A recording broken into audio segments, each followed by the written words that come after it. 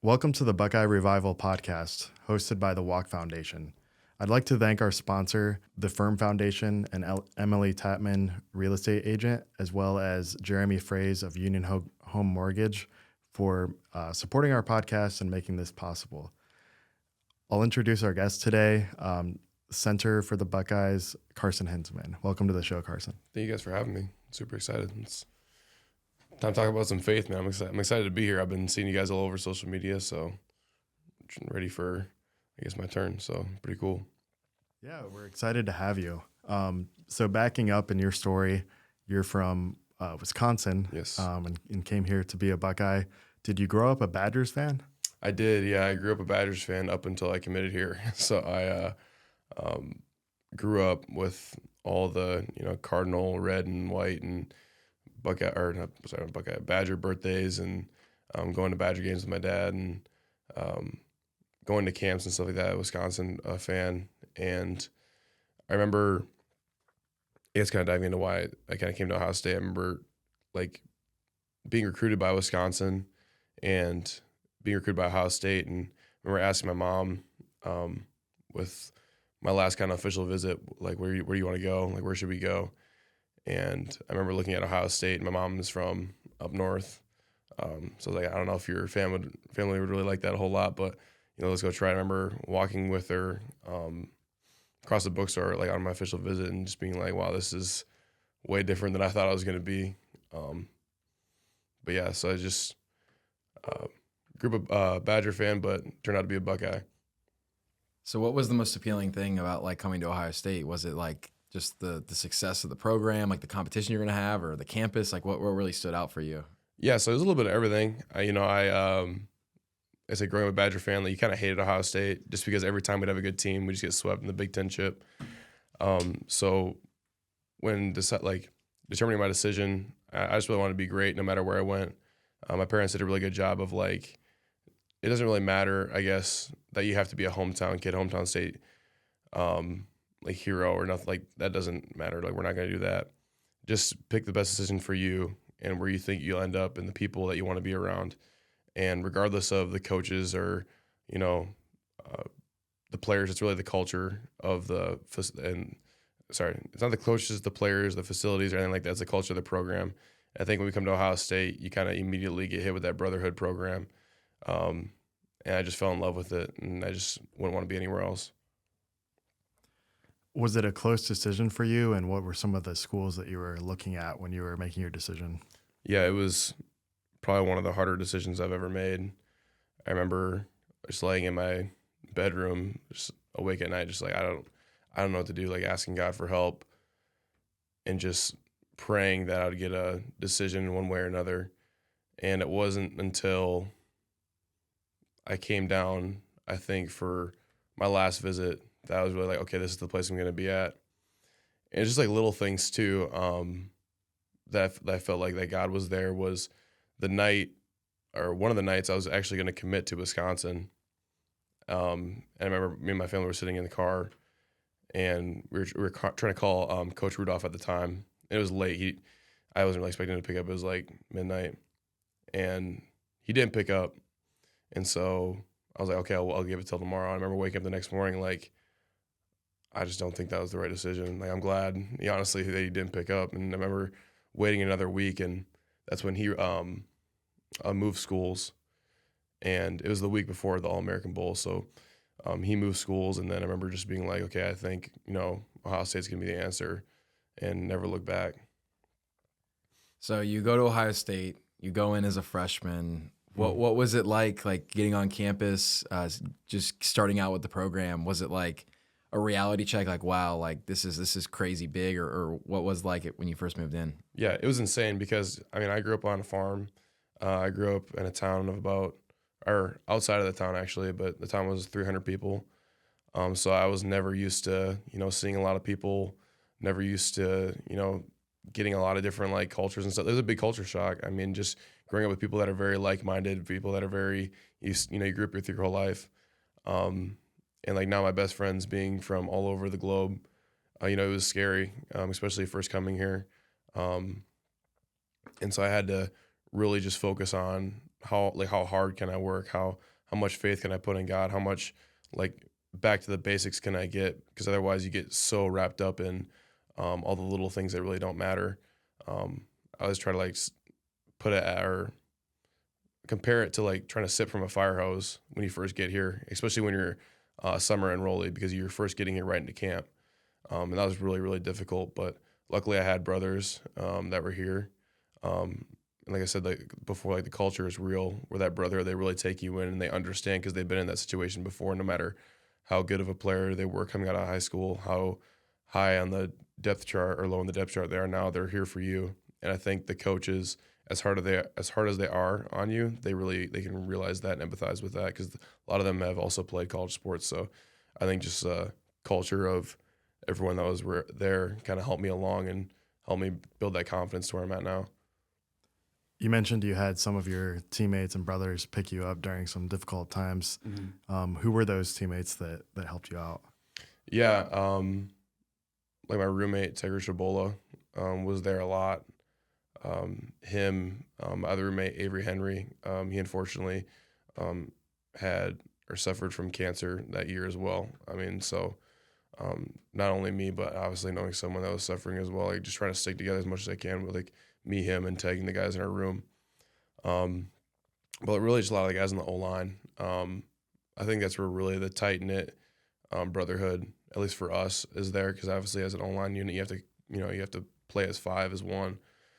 And I think like Donovan Jackson, like Zen Mahalski, like those older guys, Paris, when he was here, Paris Johnson was a great leader for us. It's like crazy. And I was talking to Teg that I'm like, we're in the same position that like he was when we were here. Like it makes me feel so old, but like he was just such a good leader,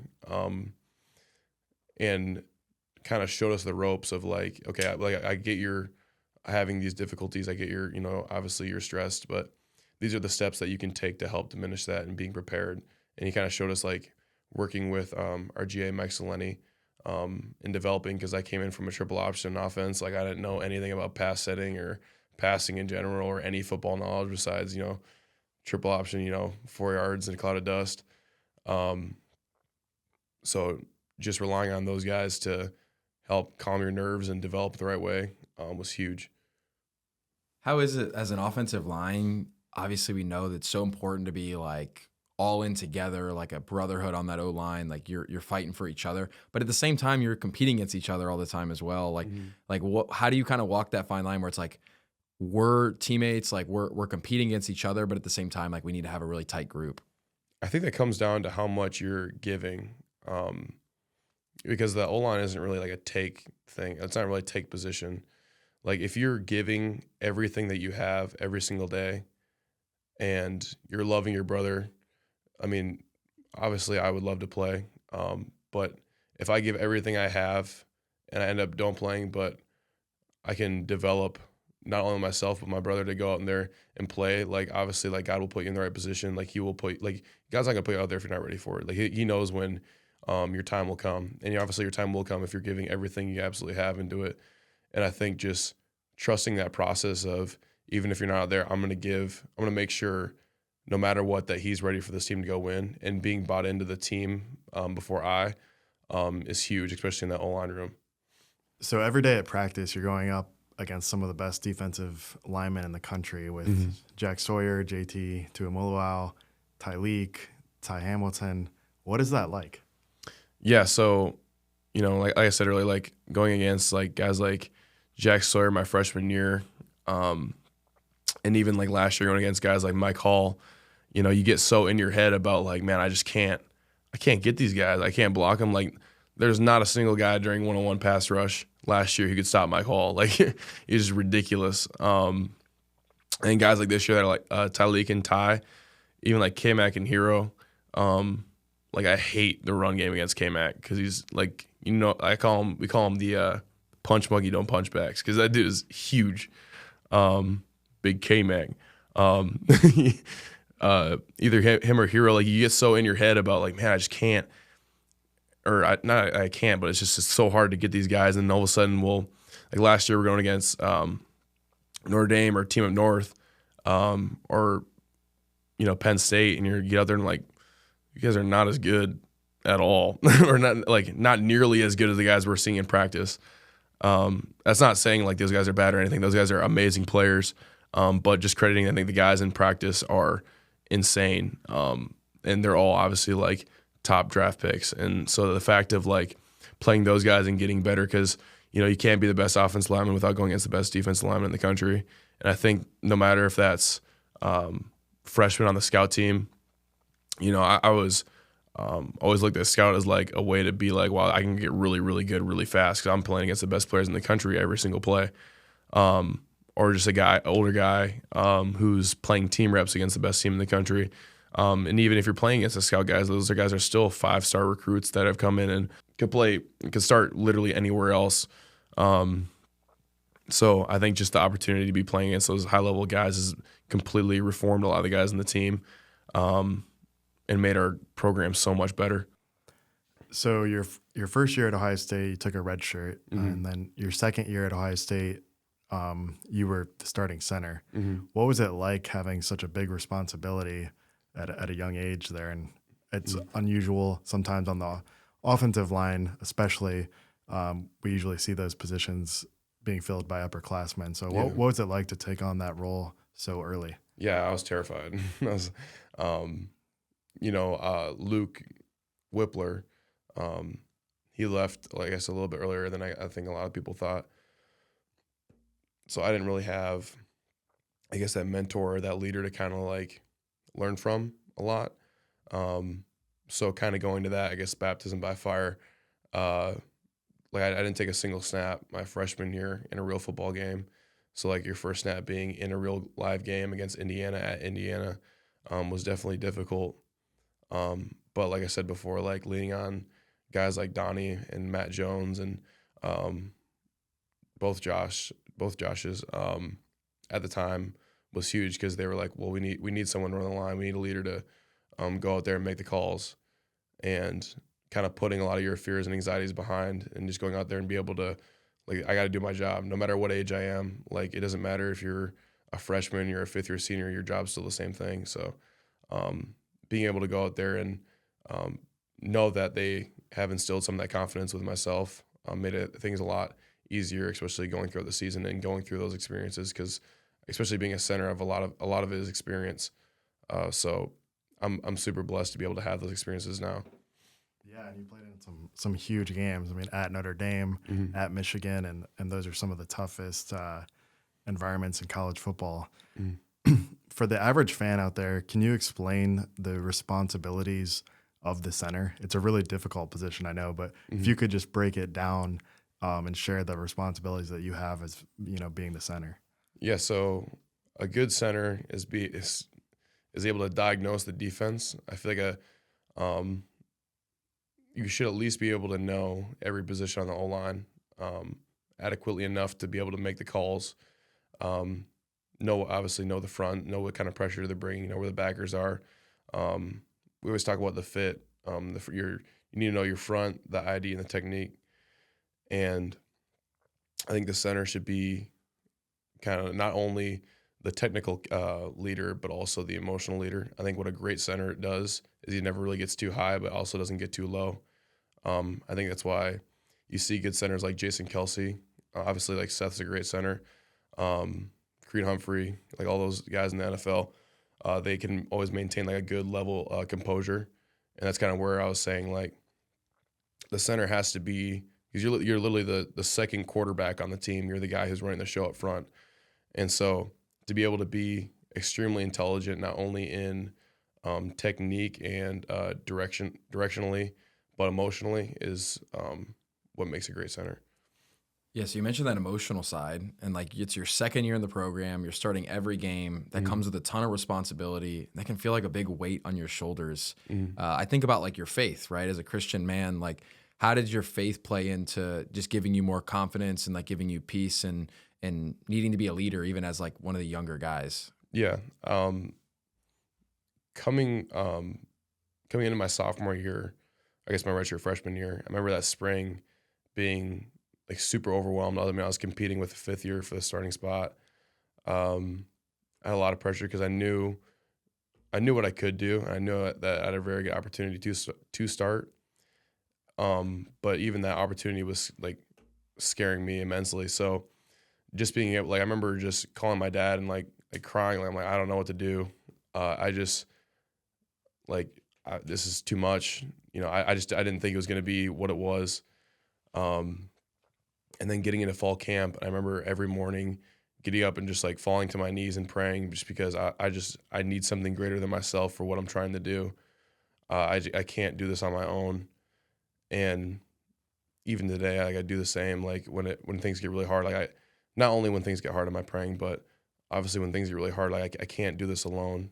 Obviously relying on your brothers, but obviously relying on the Lord is the only way I'd be here and the only way I'd be continuing. So like as a young guy, like that's the only way I could push through, because you feel very isolated in the fact of I don't really know what I'm doing. A lot of the time I'm trying to be, and you can find yourself a lot of the time trying to be something you're not, like trying to be an older guy, but like you're not, you haven't had those experiences. So it was very difficult in trying to decipher of like, what am I supposed to be rather than what I need to be, you know? And so getting those experiences was priceless for me. Obviously, within the next few years of playing, will be super exponential in my growth and stuff like that. So I said, I can never thank the coaches or the Lord for giving me those experiences, because I think that will be what makes or what helps me take that next step, especially next year. Yeah, so a lot of athletes go through this stage where, you know, you're put into a situation a little earlier than you expect, you know, as a redshirt freshman, whether it's in college or even in high school, you know, freshmen having the opportunity to play varsity. What would your message be to an athlete that feels overwhelmed by the responsibilities that they've been entrusted with, but they feel insecure about the opportunity? Keep the faith. I know talking with Clint Bruce, who came and spoke with our team, he kind of reiterated the fact that I said earlier, like, God will not put you in a position that you're not ready for. And I think having that confidence and really looking at it and like because you get so down in the nitty gritty, but like taking back and looking out at it at like a 30,000-foot view of like, what am I really afraid of? Like, why am I so nervous? And if I'm prepared, like, there should be no reason why I'm nervous. And I think that I was really nervous because people are like, well, if you're prepared, obviously you're not nervous, and you should gain confidence by doing. And I hadn't done anything yet. So being as prepared as possible, whether that's just in knowledge of ball or emotional knowledge or like spiritual knowledge as well, being as prepared as possible going into a lot of those bigger atmospheres, like you said, like Notre Dame, Penn State at home, or at Team Up North, like being as prepared as I was definitely helped like calm the nerves and be able to be like, okay, I don't have to be nervous because I know exactly what I have to do in this scenario. So just be prepared. Yeah, one thing I just think that stands out too that you're even saying is just like the importance of like keeping the faith, like you said. And what was your faith like in Jesus Christ, like growing up? Like, did you grow up in the church? Did you have parents who were believers? Like how did that look like for you growing up? Yes, I grew up in the church. My dad grew up in a Lutheran church. So like my family, we kind of went there for a little, like, I guess the first like 6-7 years of my life, and then we started going to a non-denominational church near us where my mom would sing. She's in a band, Half Shebang, shout out. So she would go there and sing, so we always went there. And Christ was always something in my life that I always looked at as like, at least before I got here, as it's there. Like I know he's real. I know he's there. And I want to be someone who's like, you know, God fearing, who's a part of that. And it's just I don't know. I was always like waiting for something, or waiting for my moment, waiting for that one thing that clicks, and waiting for that one opportunity where my world shifts, and I'm a believer. I'm like G. Scott, you know, I'm really cool. But I feel like growing up, like there's never really that moment. And I kept waiting on it instead of realizing once I got here that he's always there. It's like I'm waiting for him, like, but like he's waiting for me. Like it's kind of the we were talking in our Bible study one time where it's like you're looking for Jesus, but Jesus isn't lost. Like he's not like lost in the woods and you're trying to find him. Like he's standing right behind you, waiting for you. And I think that me having that thought process kind of like hindered me a lot until I got here, and just until like the world kind of like brought you to your knees. Do you really realize that like I can't do this alone? Like it's not that I can't search. I just have to like just give everything up to him. So yeah, I don't know. Like but yeah. So from that point of, realizing that you needed to give everything up, what did that look like for you?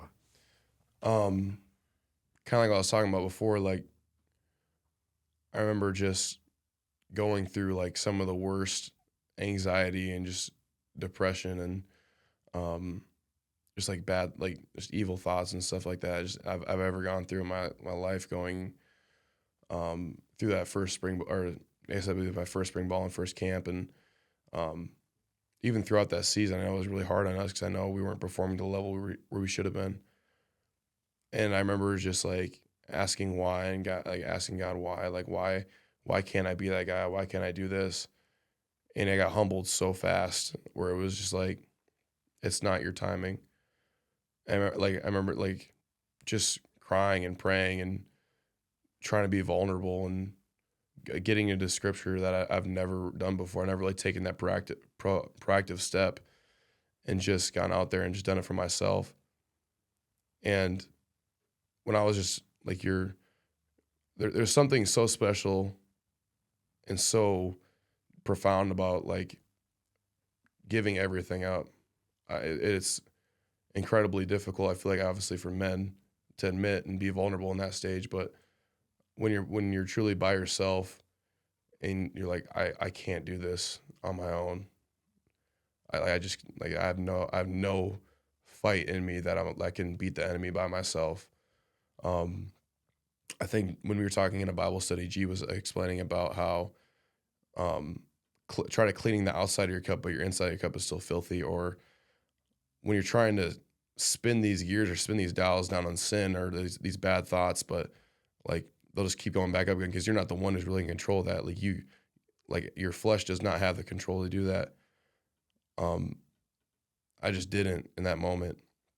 And so I had to cry out to God and cry out to my brothers as well, as like, I need something more. And I think that, like diving into scripture has immensely helped in gaining that confidence back and playing the kind of ball I want to and being the kind of man I want to be, especially for my family, the team, and my girlfriend. I've been able to. I'm not perfect. I'm still extremely trying and learning and growing, but helping myself try to get off my knees a little bit and trying to like walk with Christ and be in that faith has been huge, especially in this last year of not starting, which can, obviously to a lot of people can look as such a detriment. And people ask, why didn't I leave? Why didn't I transfer? Even guys on the team are like, I would have left. And I'm like, I just feel like God has a bigger purpose for me here. And I met God. Like I knew God, but I met God here. And so I want to be able to speak through him and speak with him and go out there and just give everything I have and show that, show my testimony as like God did this. I didn't do this. Like, this is all him. Yeah. When you're a football player, a lot of society looks at you as being like the most masculine man out there. Like, and I think there can be a lot in your identity too, being a football player. Like, oh, I need to be this person. I mean, obviously, like size wise, like you're a big dude. Like that, it's like, man, that's a masculine guy. But then to be like humbled and surrender your heart to Jesus, like, how is that not like the weak thing to do and actually like the masculine thing to do? Yeah, because I think kind of like what you're saying, where like society puts that pressure on you to be so masculine. Like even when you're by yourself, you're like, I need to look tough, and like, for who? You know? And I think like surrendering yourself to the Lord, as some people may see that as weak, is the most powerful thing you can possibly do, because your life on earth is only so finite. And I think that realizing that and wanting to live with God forever is, it's powerful. And I just don't see anywhere else where you can be truly vulnerable in the fact of like being strong enough to give yourself up, being strong enough to be weak, I guess is the best way to put it. Because you have to like really fight against that stigma and that pressure that a lot of people put on you. I think that's really powerful. I think that kind of like the Buckeye revival, it takes a lot of guys to be vulnerable. It takes a lot of guys to open their hearts and pour their hearts out to their brotherhood and to God. Because like I said, it's so stigmatized and built in. I feel like that you want to turn away because you feel like you have to be able to take this on yourself because that's what a man does. But it's not. So yeah, it's very difficult, but if you can, it's one of the most powerful things you can do. Absolutely. And to speak to your point on Buckeye Revival, I would just say that I'm so thankful that so far we've had 8 athletes on the podcast so far, and just to have 8 guys that are, one, willing to give up their time in a very busy football schedule with school going on too, but 2, to have the heart to share their story and share about what God's done in their life. Really thankful to you and to all of your teammates that have joined us to, open up about your faith and make a difference in the lives of others. So thank you for that. This year, with Coach Saban retiring, Seth McLaughlin had a decision to make and ended up choosing Ohio State, and he's had an All-American season this year. But for you, that was your starting role last year. So what has that been like, going from, starting for a national championship contender to now kind of being back in that spot of having to wait? Yeah, I mean, it's obviously not fun. It's not something I was like looking forward to doing. It was not something I was planning on doing. And that took a lot of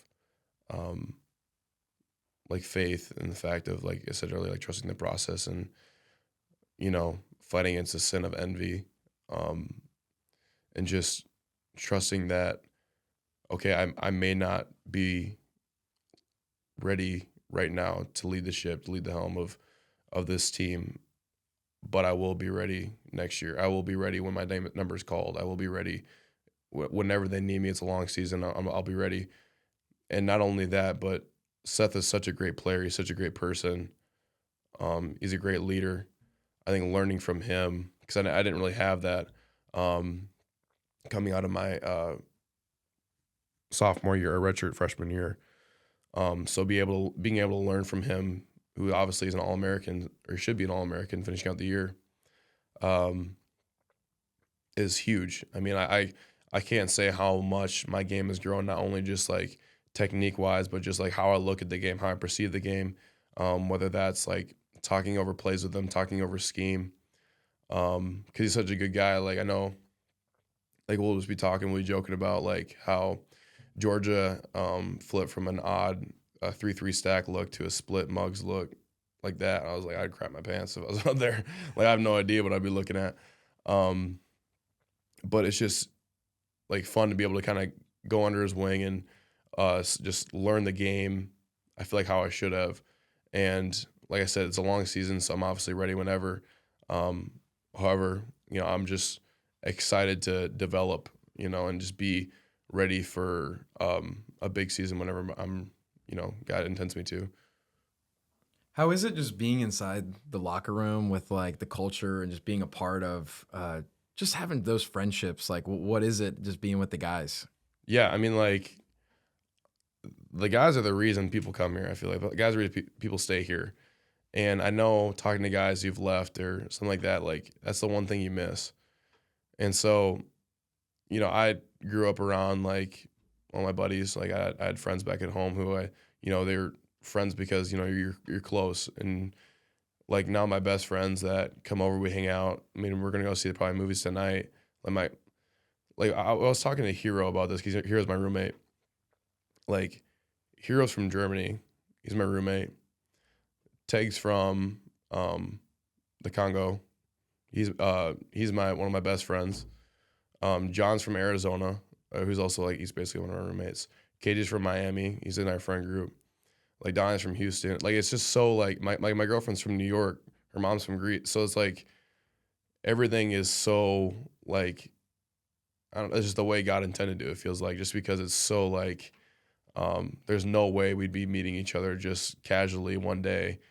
And just like the guys are like they're family to me. Like I would have absolutely zero worries if I had a child and I like unfortunately passed away that I could.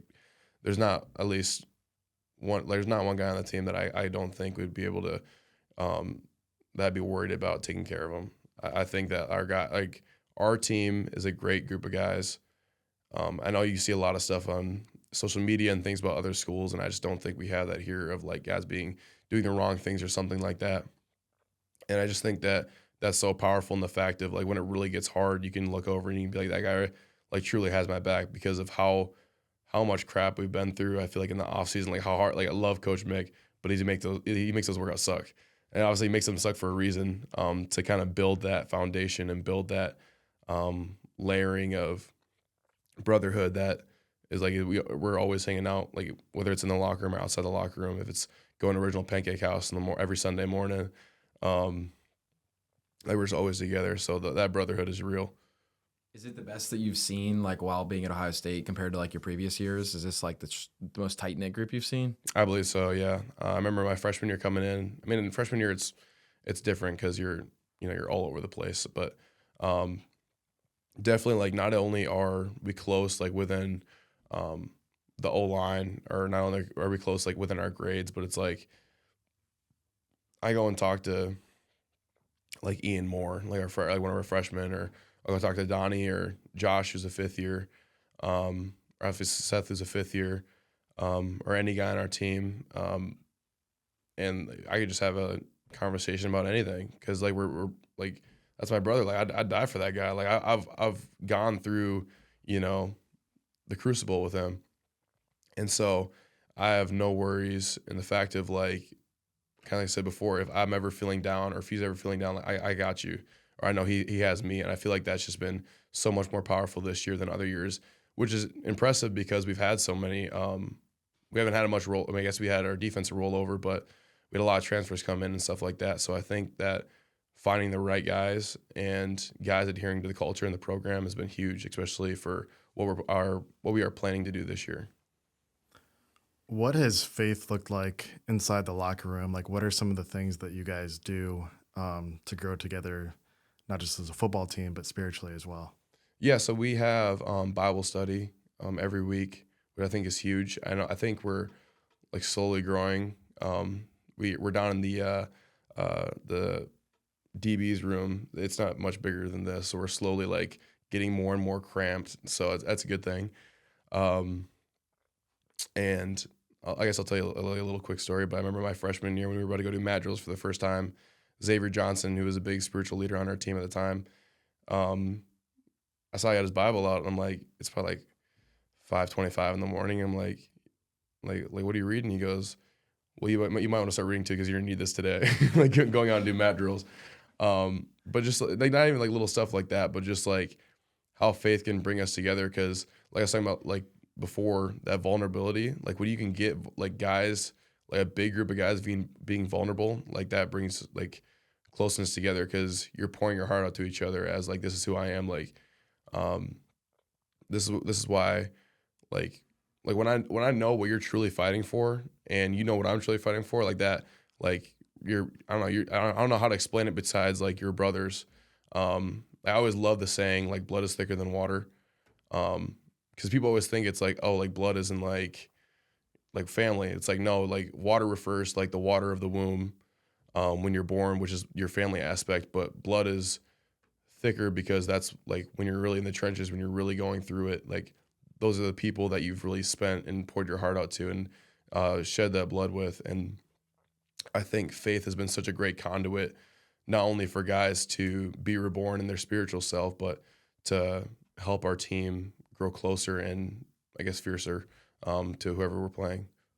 Yeah. What are some of the things that you do on like a daily, weekly basis to like just stay intimate with the Lord? Like, are you diving into the Word, like through prayer? Like, what does that look like for you? Yeah, so I started reading, it's like called a men's study Bible, because I'm from Wisconsin. I'm from the boonies. I'm not really big with like big words. Okay, I mean, but I dive into that. It's been super helpful, like explaining I think some things in the Word, because I feel like sometimes you read it and kind of glance over it and you're kind of like, I'm not really sure what that means, but I kind of have a good guess. But it allowed me to really kind of like, okay, break it down and be like, okay, well, so that's what that means. Because I mean, like even talking about like I guess in Genesis, like the Tower of Babel, or the city of Babel where they build the tower, and just like not really understanding or like what that would look like, at least for me, like having that break that down has been huge. That's a really weird example, but like just diving into that word and that aspect of being able to break it down for me and talking to other guys about it, because I know Trey does the same thing. Like he has a kind of a study Bible. I know Pat, who's just in here, has like a student study Bible. Has been really helpful, I guess, just in my spiritual journey and learning more about him. Because, like I said, I want to be like I want to be like Trey, where it's like I can just spit off the quotes and stuff like that.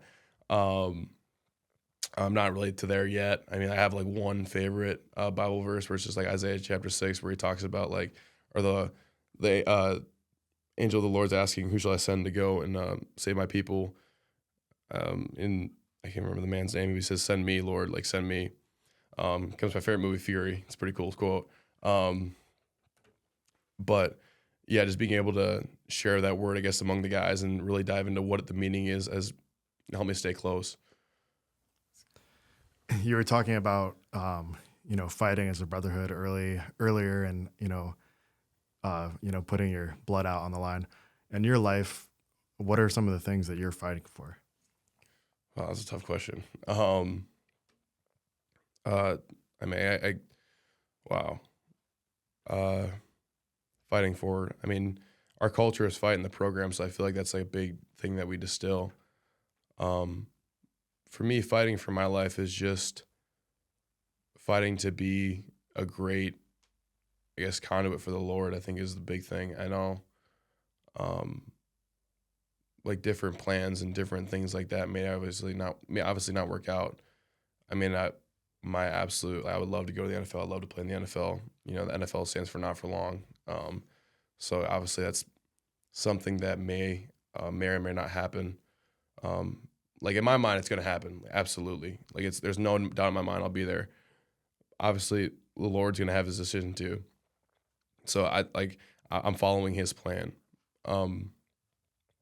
But to fight to be not the perfect, 'cause he can't be perfect, but the conduit for the Lord, that I can help guide others, guide my family, put my family in the best situation that I can do. And I say my family as like the family, my future family, but also my family on the team, like the guys I have around me, being able to put them in a position of like grace with the Lord, and put them in the best position for their futures as well. Because those guys mean so much to me that like I could tear up about just them, just because of how much they've saved me and how much they've put in and invested in myself. I guess just like in the fighting aspect. But yeah, it's a great question. I guess that's what I'm fighting for. What's your outlook on using your football abilities to glorify God? Another good question. So G. Scott talks a lot about how using our hardships and our testimony to show how good God is. I know we were talking with Roy Hall. He comes in and speaks with us a lot, about using the trials and tribulations you go through, and then overcoming those, and then pointing your hands up, like raising your hands and being like how good God is, because it can get really hard. And so I think a good aspect of keeping God first and showing him that like all this goodness, it's not because of me. Like football is a great entertainment source, but it's a great also outlet for, introducing people to God and showing how good he can be, especially in like a lot of people have had it. I know I've obviously had my testimony, but I've heard a lot of people that have had it way worse off, at least way worse beginnings than I have, and how good God has been in their life to where they've been. So I think God providing that testimony through people and how they can overcome those things has been huge in people's outlet towards, I guess, just allowing other people to find Christ. I mean, just like Tim Tebow did with his, John 3:16. So, I just don't see football as, I guess, anything else than being able to spread the word in a lot of aspects. I think it's so good to be able to like share your story and like share those trials and tribulations, because a lot of times you might hear like, oh, okay, guy in the NFL, he's glorifying God after the big win, after the Super Bowl win or whatever it is. But people can look at it and be like, oh, of course they could, love God because look at all the amazing things that are going on in their life. Mm-hmm. But just being able to like share like all the things that God had to work in you, like through all the valleys and the highs, I feel like that's where like a lot of the power lies. Yeah, absolutely. And I think when we talk about like the crucible, and like we just had this discussion in our Bible study when we were in Eugene, the crucible of like God, like I want you to purify me, and that doesn't mean that like going through Brita, like it means going through the hot, like the furnace, and like really hardening and strengthening and tempering yourself, and like slowly molding you into the man that God wants you to be. And that's not easy. That's not comfortable. That's hard and it hurts. And I think that a lot of people don't really realize that. So I think like people like CJ Stroud, when he, no matter what highs or lows, he's always, giving thanks to the Lord, has been huge in that aspect. Or like people now, I guess with, obviously you guys are doing a great job, like allowing people to give their testimony of like what they've had to go through to be where they're at now, and how good God's been to them throughout the whole journey, no matter what, it was highs or lows, like always keeping the faith, always staying faithful. I think that's huge. Absolutely. Deep question for you here. So Jeez. there are, the unbeliever is blind, and the scripture says that they're blind and they cannot see. So if an unbeliever asked you, how do you know God is real? What would your response be? I woke up this morning, I guess. It would probably be my first one. I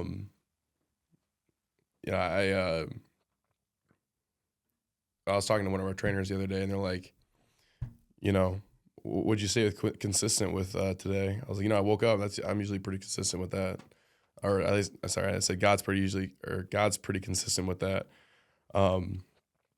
I'm just thankful for that.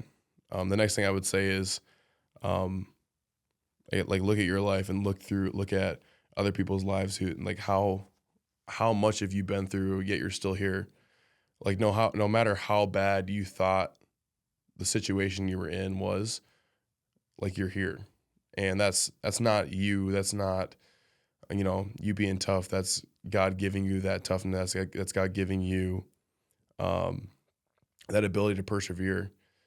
And, growing up a farmer, like you're kind of out there, like taking care of the land on your own. And, learning at a young age that like all you have is the landing, like God, this is God's country. This is God's land.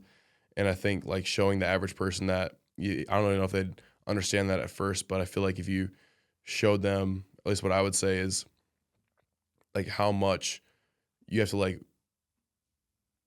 break up the dirt, because I'm a farmer, so that's how I understand it. But like breaking up the dirt and planting those seeds and letting them grow, and then like, harvesting what you sow. Sorry, I'm like getting lost on it. It's a good question. I'm just trying to think of like what I would really say. But how much you'd have to go through to be where you're at. I feel like that just realizing that is God and that's not you. And just how much that, your life is not you. I don't know. Sorry, that was a really good question. I got me lost in thought there. That was a good answer. Yeah. Yeah, really good answer. I think one of the things that I mean, as like an unbeliever, like before I was following the Lord, I think about how little did I know that God was actually working in my life the whole time, even though I Exactly. didn't know him. Like Yeah. I didn't have intimacy with him. I didn't know who was doing these things. I took a lot of the credit myself because I'm Yeah. like, oh, like it's me, like I'm that guy, you know. Exactly, And yeah. but little did I realize those were all blessings from the Lord, and it would have been nice to actually be able to lean on him and not carry all that weight on my own shoulders. Exactly. Because man, Yeah. it's a weight that we cannot carry, man. Like it's, you know, putting your whole life, man, and feeling like everything's in your control, dude, you'll crumble, man. I remember feeling that myself. Absolutely. Yeah. And I know, like, first coming to Ohio State, like, you think you're the man. Like, I'm like, wow, I was pretty good in high school. You know, I can do this. You know, I made the decision. I remember, like, they got me here. I was playing right tackle. Not a right tackle. I was like, Jack Sawyer's coming up. And I'm like, all right, this is going to be pretty cool. Took one set, and he's already behind me. I'm like, oh, okay. never mind. I guess, I can't do this. That's not me. But just like carrying that weight of like anxiety and depression, like in sin, because like obviously none of us are clean, would have been huge, I guess, for me to learn that at a younger age. But I feel like God's plan was have me not wait, but to have me at that point in time like realize and come to Him because of how important His plan, I guess, was or is still for me. Because I'm still finding God. I feel like I know a lot of people are. Like I'm not perfect. I'm still trying to learn Scripture and like grow closer to Him and be, a better leader and a better soldier for Him. I guess in the next coming years. One more shout out to our sponsor, Firm Foundation Real Estate Group, as well as Union Home Mortgage for supporting the podcast. Carson, thanks so much for joining us today and sharing your story. Thank you guys. I appreciate it.